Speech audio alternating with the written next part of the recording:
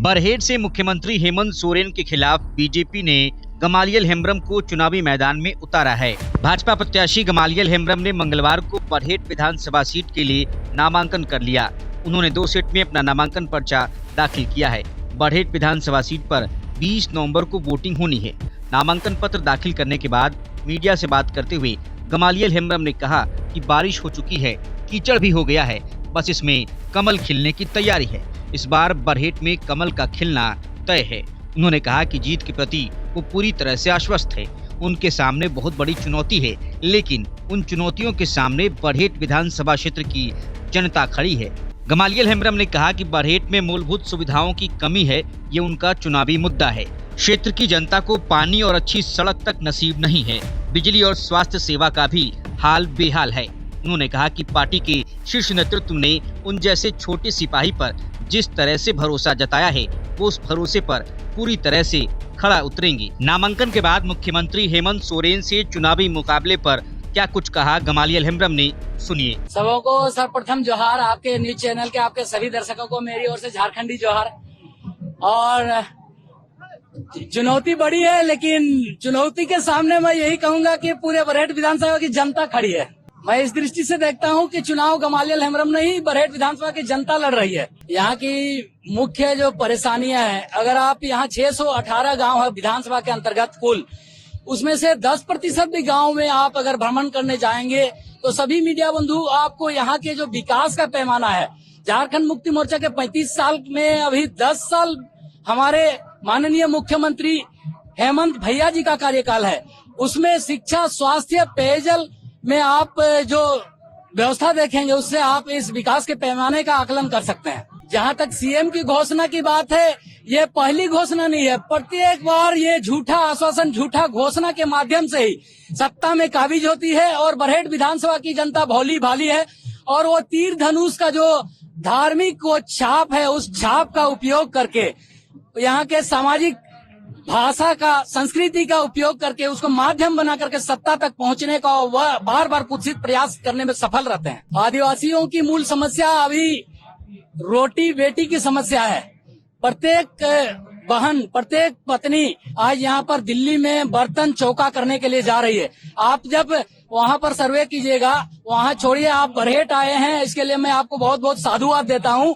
आप 10 गांव में जा करके देखिए, ऐसा एक भी घर आपको नहीं मिलेगा जहाँ की कुंवारी लड़कियां दिल्ली में, गोवा में, पंजाब में, हरियाणा में चूल्हा चौका का काम नहीं कर रही हूँ।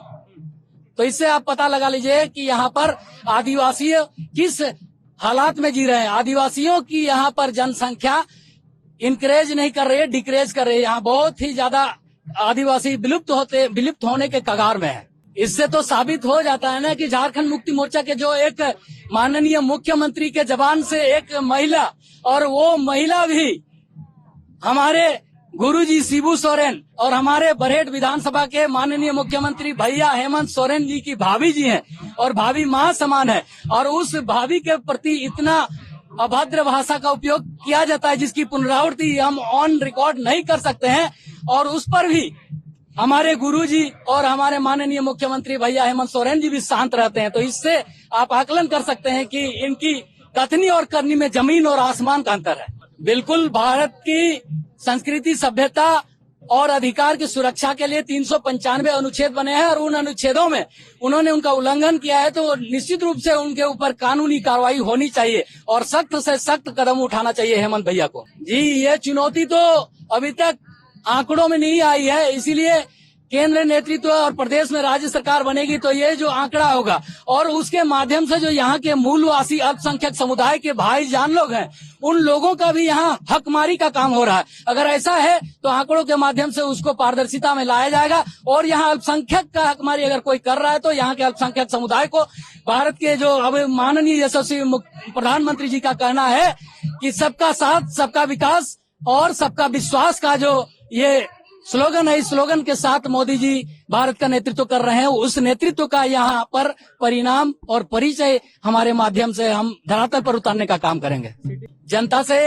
जनता को अभी तक हमारे क्षेत्र में जो भी जनता है, आपको 90% जनता इलिटरेट है। अगर जहाँ तक आंकड़ों की बात करें तो आंकड़ा और सत्यता में जमीन आसमान का अंतर है।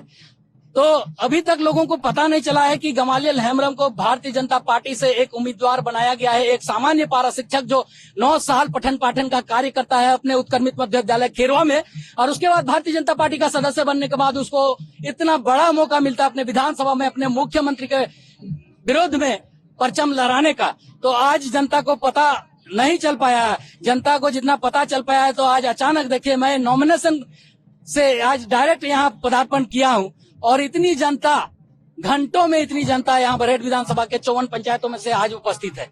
सीएम तो यहाँ उपस्थित होते हैं, लेकिन सीएम उन यहाँ पर के जो बिचौलिए हैं, जो यहाँ की 42% खनिज संपदाओं में 99% हिस्सेदारी, यहाँ पर गाड़ी कमाई, जनता की गाड़ी कमाई का अवैध रूप से खनन का मामला, जो एनजीटी का मामला आप देखेंगे तो बरहेट विधानसभा क्षेत्र में बाहुल है।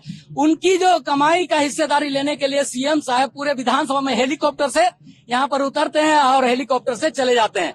कोई जनता से उनको कोई मतलब नहीं है। अगर मतलब है तो यहाँ जनता उपस्थित है, और इन उपस्थित जनताओं को अगर मैंने अपने माध्यम से बुलाया है तो आप गाँव में निष्पक्षता के साथ भ्रमण कीजिए, आपको पता चल जाएगा कि कितना संपर्क, कितना जुड़ाव यहाँ 10 साल के कार्यकाल में हेमंत सोरेन ने सीधा जनता से रखा है। जिमिर जिमिर कर रहा है, बरस नहीं रहा है।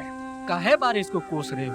झामुमो ने तो वादा किया था प्राकृतिक आपदा में किसान को हर एकड़ का 13,500 रुपया मुआवजा देगा। तुमको मिला? नहीं मिला। हमको भी नहीं मिला। हमें तो नहीं मिला।